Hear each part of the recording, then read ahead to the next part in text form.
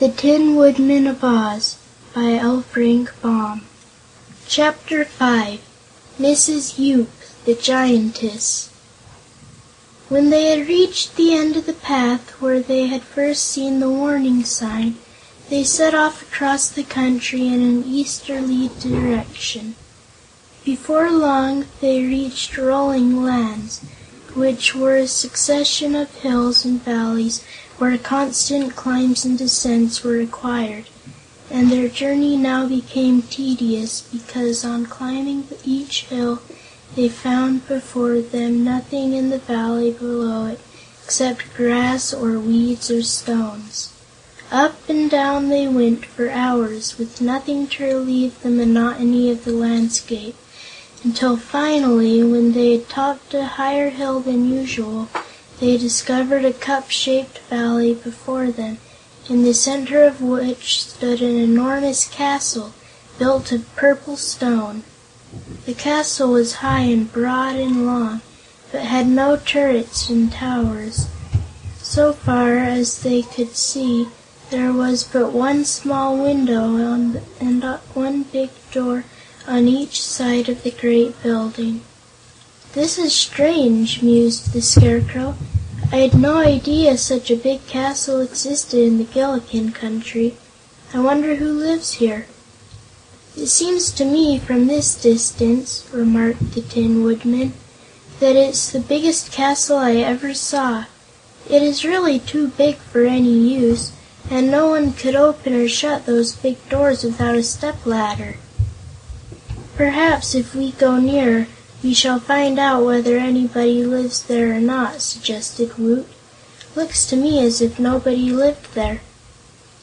On they went, and when they reached the center of the valley, where the great stone castle stood, it was beginning to grow dark, so they hesitated as to what to do. "If friendly people happen to live here," said Woot, "I shall be glad of a bed. But should enemies occupy the place, I prefer to sleep upon the ground." "And if no one at all lives here," added the Scarecrow, "we can enter and take possession and make ourselves at home."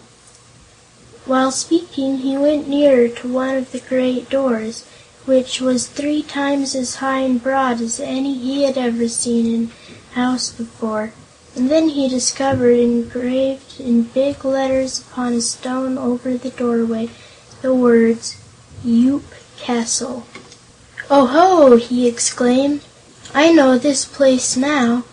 This was probably the home of Mr. Yoop, a terrible giant whom I have seen before confined in a cage, a long way from here. Therefore this castle is likely to be empty, and we may use it in any way we please." "Yes, yes," said the Tin Emperor, nodding. "I also remember Mr. Yoop. But how are we to get into his deserted castle? The latch of the door is so far above our heads that none of us can reach it." They considered this problem for a while, and then Woot said to the Tin Man, "If I stand upon your shoulders, I think I can unlatch the door."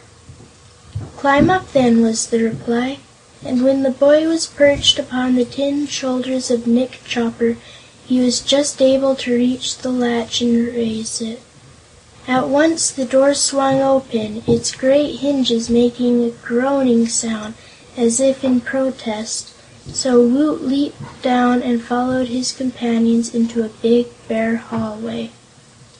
Scarcely were the 3 inside, however, when they heard the door slam shut behind them, and this astonished them because no one had touched it. It had closed of its own accord, as if by magic. Moreover, the latch was on the outside, and the thought occurred to each one of them that they were now prisoners in this unknown castle. "However," mumbled the Scarecrow, "we are not to blame for what cannot be helped, so let us push bravely ahead and see what may be seen." It was quite dark in the hallway, now that the door outside was shut, so as they stumbled along a stone passage, they kept close together, not knowing what danger was likely to befall them. Suddenly a soft glow enveloped them. It grew brighter until they could see their surroundings distinctly. They had reached the end of the passage and before them was another huge door.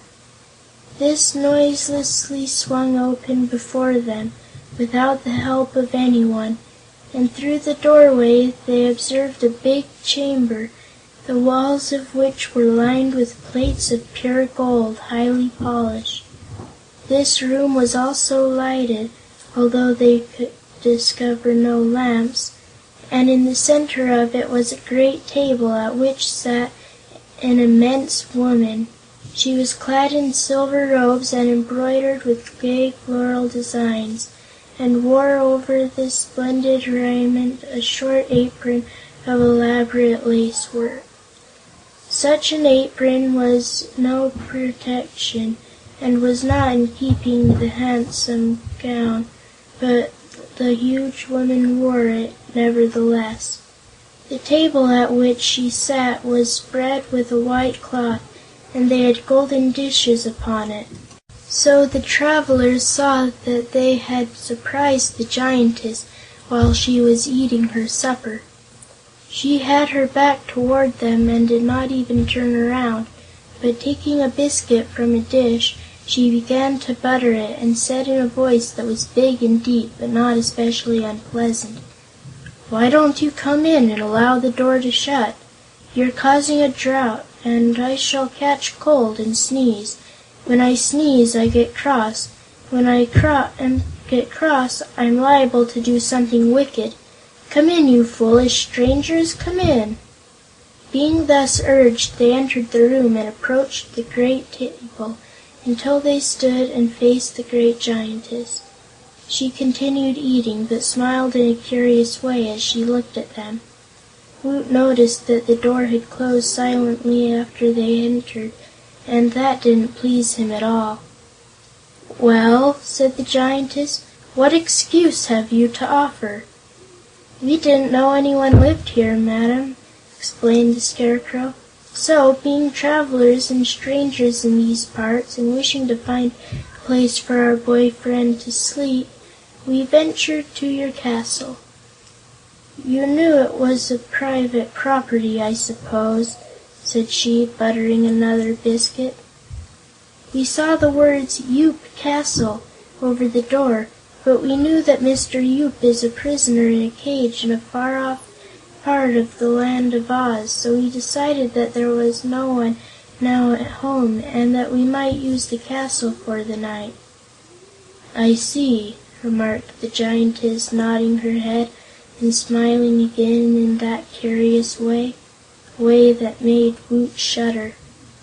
"You didn't know that Mr. Yoop was married, or that after he was cruelly captured his wife still lived in his castle and ran it to suit herself." "Who captured Mr. Yoop?" asked Woot, looking gravely at the big woman. "Wicked enemies, people who selfishly objected to Yoop's taking their cows and sheep for his food. I must admit, however, that Yoop had a bad temper, and had the habit of knocking over a few houses now and then, when he was angry. So one day the little folks came in a great crowd and captured Mr. Yoop, and carried him away into a cage somewhere in the mountains. I don't know where it is, and I don't care, for my husband treated me badly at times, forgetting the respect a giant owes to a giantess. Often he kicked me on my shins when I wouldn't wait on him, so I'm glad he is gone." "It's a wonder the people didn't capture you, too," remarked Woot. "Well, I was too clever for them," said she, giving a sudden laugh that caused such a breeze that the wobbly Scarecrow was almost blown off his feet and had to grab his friend Nick Chopper to steady himself. "I saw the people coining," continued Mrs. Yoop, "and knowing they meant mischief, I transformed myself into a mouse and hid in a cupboard. After they had gone away, carrying my chin-kicking husband with them, I transformed myself back into my former shape again, and here I've lived in peace and comfort ever since." "Are you a witch, then?" inquired Woot. "Well, not exactly a witch," she replied, "but I'm an artist in transformation. In other words, I'm more of a yookoohoo than a witch, and of course you know that the yookoohoos are the cleverest magic workers in the world." The travelers were silent for a time, uneasily considering this statement and the effect it might have on their future. No doubt the Giantess had willfully made them her prisoners, yet she spoke so cheerfully in her big voice that until now they had not been alarmed in the least. By and by the Scarecrow, whose mixed brains had been working steadily, asked the woman: "Are we to consider you our friend, Mrs. Yoop, or do you intend to be our enemy?"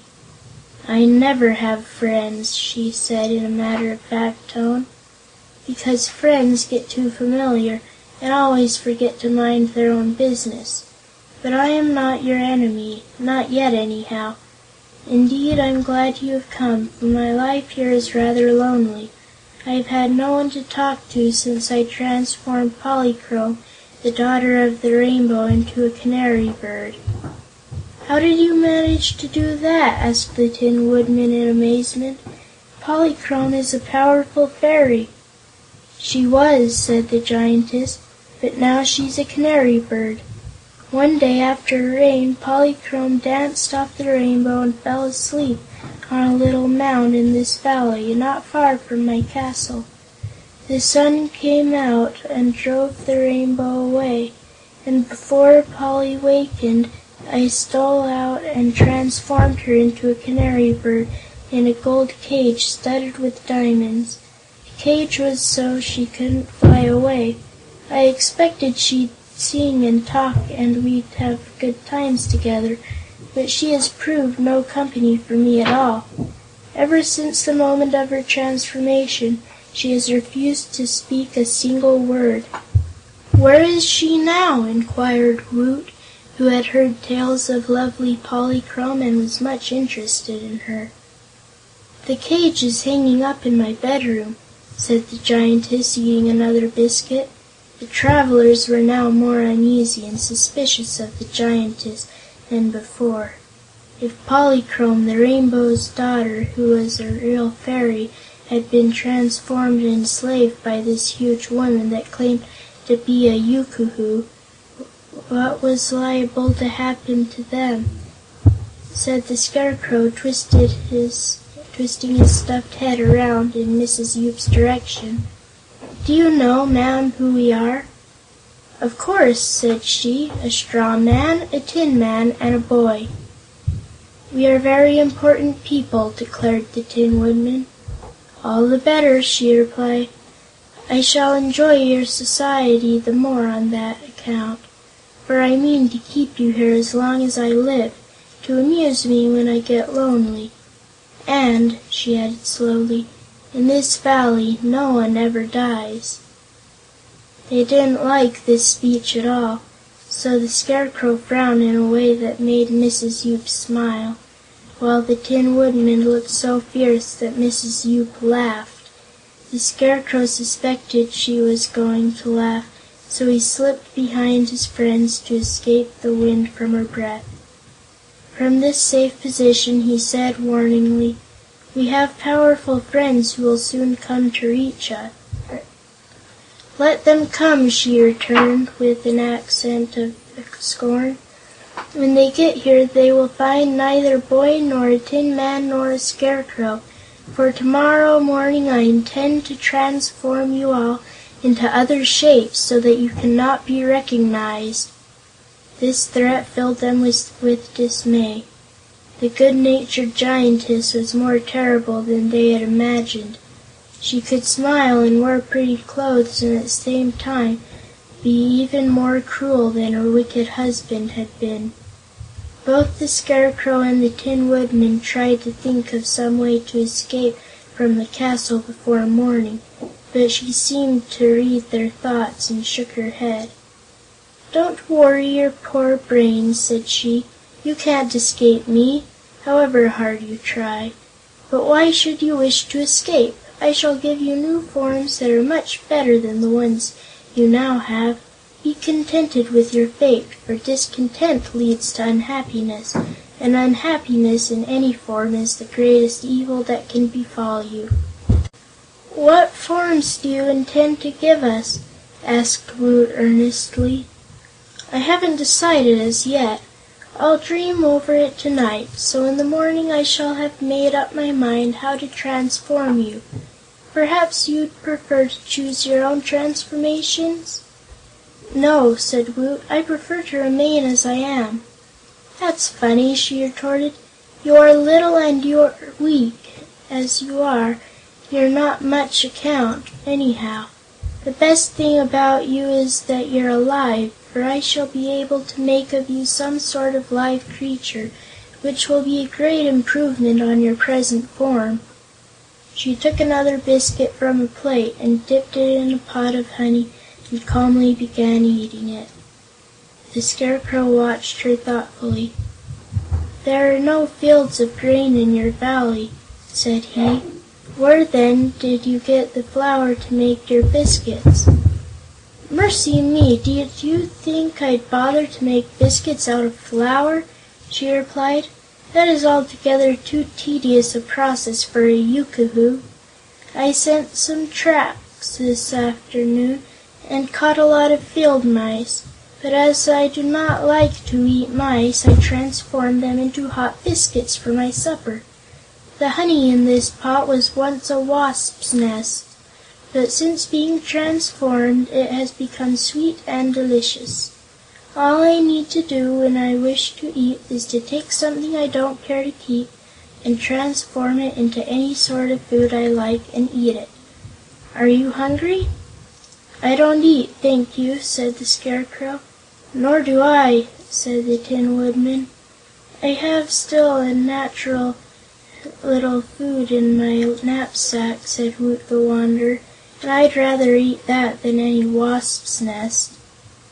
"Everyone to his taste," said the Giantess carelessly, and having now finished her supper, she rose to her feet, clapped her hands together, and the supper table at once disappeared. End of chapter 5.